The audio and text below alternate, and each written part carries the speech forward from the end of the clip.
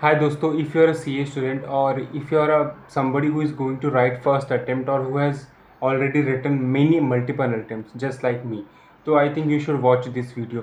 और इस पूरे इंटायर वीडियो में जहाँ पे भी मेरे और आपकी ओपिनियन मैच नहीं कर रहे हैं तो वो टाइम स्टैम्प यूज़ कर लेना आप, और वहाँ पे आप मुझे रिएक्टिफाई कर सकते हैं कि भाई आप यहाँ पे थोड़ा सा गलत जा रहे हो, शायद आपका ओपिनियन यहाँ पे गलत है। ठीक है, इट्स नॉट लाइक कि आप हेट करने लग जाओ।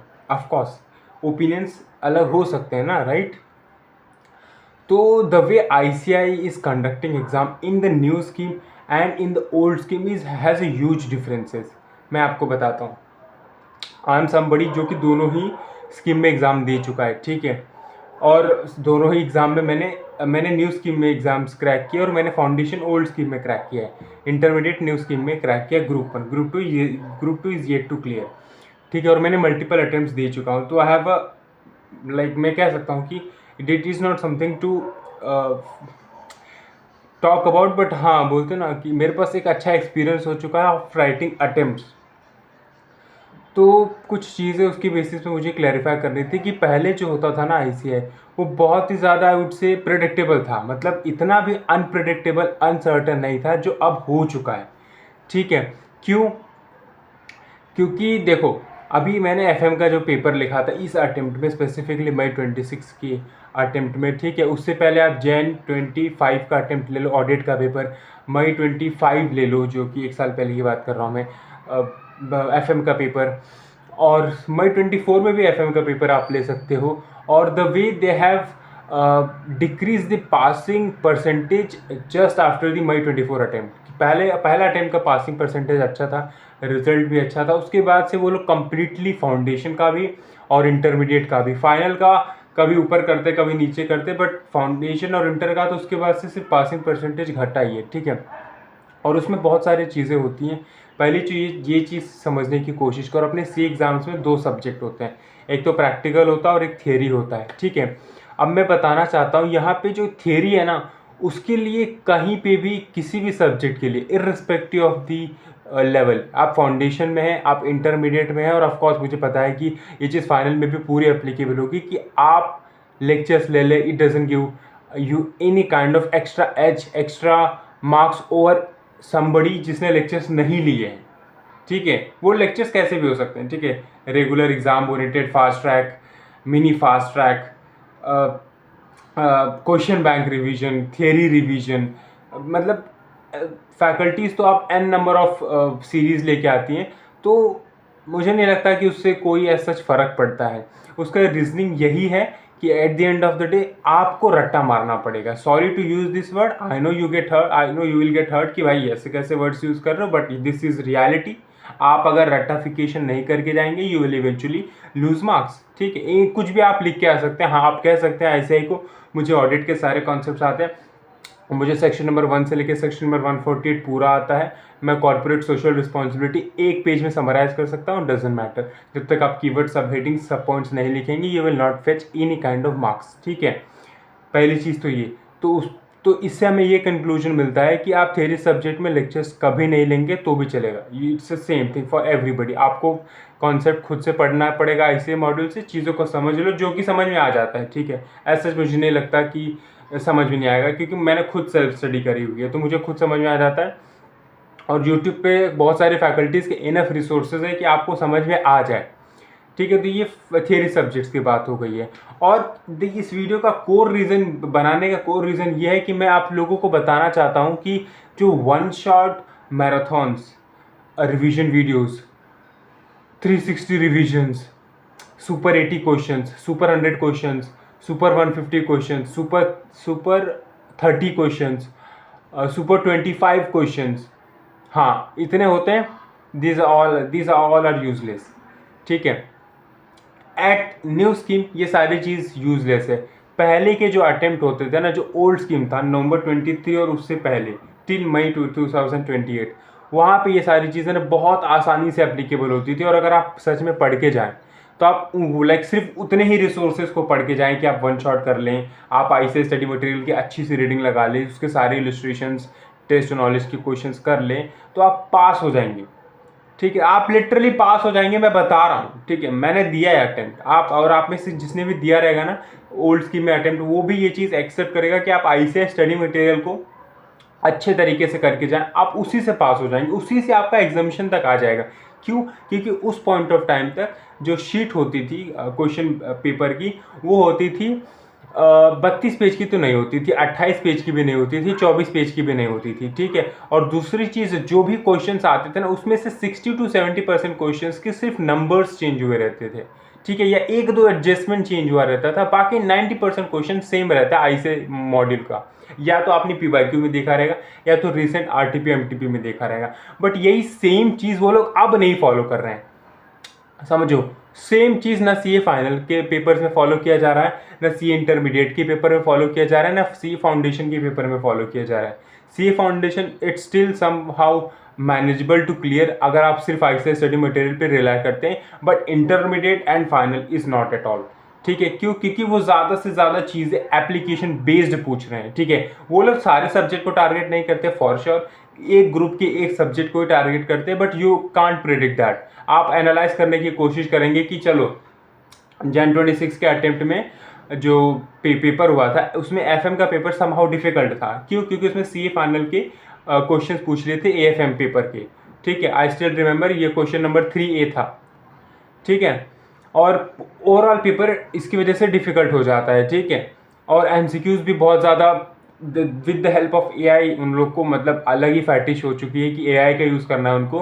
तो AI की वजह से क्या होता है ना, वो लोग केस बेस्ड सिनारियोस बहुत ही ज़्यादा लेंदी कर देते हैं। तो वो आपका टाइम मैनेजमेंट तो वो चीज़ टेस्ट करता ही है MCQs में। दूसरी चीज़ ये चेक करता है कि आपकी कॉम्प्रिहेंशन स्किल्स कैसी हैं।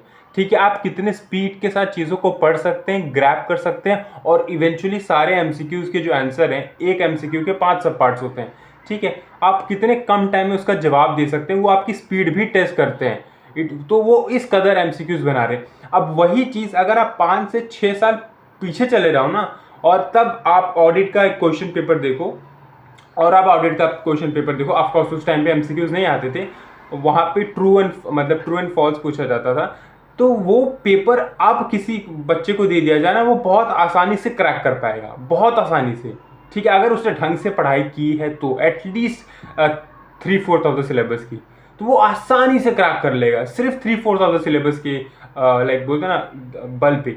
बट अगर वो ये पेपर दे दिया जाए जो अभी रिसेंट अटेम्प्ट से पूछे जा रहे हैं, वो क्रैक नहीं कर पाएगा जस्ट फॉलोइंग 3/4 स्ट्रैटेजी, या 75% सिलेबस कर लेगा, या 70-80% सिलेबस को 100% एक्यूरेसी के साथ कर लेगा, तो वो क्रैक नहीं कर पाएगा।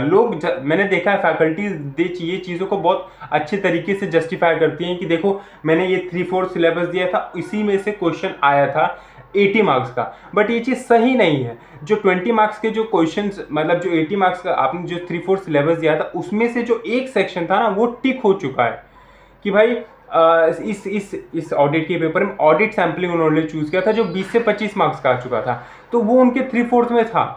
ठीक है, तो वो पूरा centre of the question paper था कि उसी से मेजोरिटी ऑफ द क्वेश्चन पूछे गए थे, और वो 3/4 में था। तो दे बी लाइक कि भाई आप मेरी स्ट्रैटेजी को फॉलो करो, और उसी के अकॉर्डिंगली वो लोग अपने लेक्चर्स को भी डिज़ाइन करते हैं। तो वो चीज़ देखो, उनको गलत नहीं बोल सकते। अगर मैं भी उनकी जगह पे रहता तो मैं भी यही कहूँगा भाई कि मेरी स्ट्रैटेजी फॉलो करो, सो दैट मेरी क्लासेस बिके। ठीक है, although I don't sell anything. ठीक है, it's just my point of view through this video. तो मैं बस यही बताना चाहता हूँ कि अब जो अटेम्प्ट हो रहे हैं, आप कभी भी अटेम्प्ट दे रहे हैं, सितंबर में दे रहे हैं, सितंबर 26 में दे रहे हैं, Jan 27 में दे रहे हैं, मई 27 में दे रहे हैं, होलिस्टिक कवरेज करिए पूरी की पूरी एकदम विथ रेगुलर बैचेस। ठीक है, पैसे नहीं है तो थोड़ा लाइक जुगाड़ करिए, बट रेगुलर बैचेस लीजिए, exam oriented, fast track revision videos, ये जो स्पेसिफिक एग्ज़ाम के रिलेवेंट आते हैं ना, वो सब मत लीजिए। पूरा कोर कॉन्सेप्ट को समझने की कोशिश करिए, पूरे एप्लीकेशंस को समझने की कोशिश करिए कि ये फार्मूला कैसे आता है, ये डिराइव क्यों होता है, इसका रीजनिंग क्या है, अगर इसको उल्टा कर दिया तो कैसे क्वेश्चन बन सकता है, इसको सीधा करके क्वेश्चन कैसे बना सकते हैं। तो वो हर एक बोलते हैं ना हर एक बैकग्राउंड को चेक कर रहे हैं कि कोई भी कोना कसर छोड़ नहीं रहे। अगर वो लोग टफ पेपर बनाने के मूड में आ गए कि भाई अगर मेरे को FM का पेपर टफ बनाना है, तो मैं ऐसे क्वेश्चंस को किस तरीके से क्वेश्चन को डिज़ाइन करूंगा कि मैं उनके एप्लीकेशन स्किल और एनालिटिकल स्किल्स को देखूंगा कि वो लोग कॉन्सेप्चुअली कितना क्लियर हैं, और अगर उनको नया क्वेश्चन दे दिया गया आउट ऑफ स्टडी, नॉट जो कि अवेलेबल नहीं है स्टडी मटेरियल में, RTP MTP PYQ of last 10 years, तो वो लोग कैसे करते हैं, ठीक है। और ये चीज़ अभी हुआ है सीए फाइनल के एफएम पेपर में, सीए इंटरमीडिएट के एफएम पेपर में, सीए फाउंडेशन के लॉ के पेपर में। तो आप ये चीज़, मैं ऐसा नहीं कह रहा हूँ कि मैं मेरे मन की बात कर रहा हूँ, ये चीज़ डेलिबरेटली हर अटेम्प्ट में अब हो रही है। तो प्लीज़ ये जो आप लोग, आपका काम है ना जो कर लेते हैं कि भाई यूट्यूब के फैकल्टीज़ के वन शॉट देख लेना, मैराथॉन्स देख लेना, वन डे फुल मैराथन देख लेना, और मोस्ट इंपॉर्टेंट चीज़ मैंने ये नोटिस की है कि जैसे एग्ज़ाम 1.5 डेज़ का अपने को टाइम गैप मिलता है ना, वहाँ पे फैकल्टीज़ जो रहती है ना, वो लोग क्या करते हैं, वो लोग प्रॉपर अपना पूरा रात को 7 बजे आ जाते हैं और पूरा 7 बजे से लेकर 12-1 बजे तक वो लोग मैराथन लेते हैं, ठीक है। वो अपना एफर्ट दिखा रहे हैं कि भाई हाँ, हम बच्चों के लिए अवेलेबल रहते हैं, उन्होंने मेरे लेक्चर्स लिए तो मैं उनके लिए हमेशा अवेलेबल रहा हूँ। Good for them, but it is not good for the student, ठीक है। तुम एक बात समझो भाई, तुम जो रिवीजन वीडियोस के थ्रू रिवाइज कर रहे हो, वहाँ पे आपकी फैकल्टी का रिवीजन नहीं हो रहा, आपका रिवीजन नहीं हो रहा, specially for the practical subjects. Theory subjects के लिए तो एक बार कंसिडरेबल है कि चलो भाई थ्योरी में आप वीडियोस देख ले रहे हो तो आपको थोड़ा थोड़ा चीज़ें रिकॉल हो रही फटाफट क्विकली, बट प्रैक्टिकल सब्जेक्ट में आपको पढ़ना है, खुद से चीज़ों को खुद से समझना है। आप ये चीज़ क्यों नहीं समझते? आप किसी की वीडियो को देख के आप एनालिटिकल स्किल नहीं डेवलप कर सकते। आप ये चीज़ समझिए, आप जितना ज़्यादा टाइम स्पेंड करेंगे एक सम में, खुद से सीखने में, समझने में, उसके सोल्यूशन को, आप उतना बेटर परफॉर्म करेंगे एग्ज़ाम में। और यही सही तरीका है और यही होते आया है, ठीक है। बट पिछले 5 से 6 अटेम्प्ट में ये जो चेंजेस आया है एजुकेशन इंडस्ट्री में कि हर चीज़ें ऑनलाइन हो चुकी है just because of the Covid and all, और कुछ प्लेटफॉर्म्स बहुत ज़्यादा बूम कर गए, उनके वन शॉट्स एवरीथिंग बहुत ज़्यादा अवेलेबल है यूट्यूब पे, ठीक है।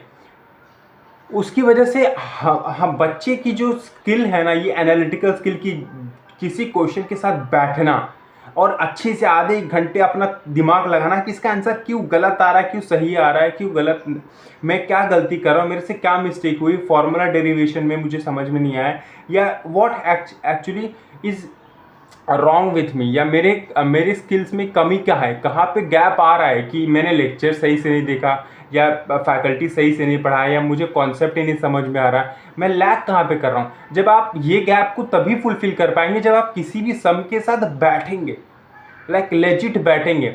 और ये जो वीडियो का जो आइडिया है ना, वो मेरे को कैसे है मालूम है, मैं यूट्यूब पे स्क्रॉल कर रहा था, ठीक है। मेरे को मैथ्स बहुत पसंद है, तो मैं मैथ्स के ऐसे रैंडम सम सॉल्व करते रहता हूँ, मेरे को यूट्यूब पे आते रहते हैं पजल टाइप।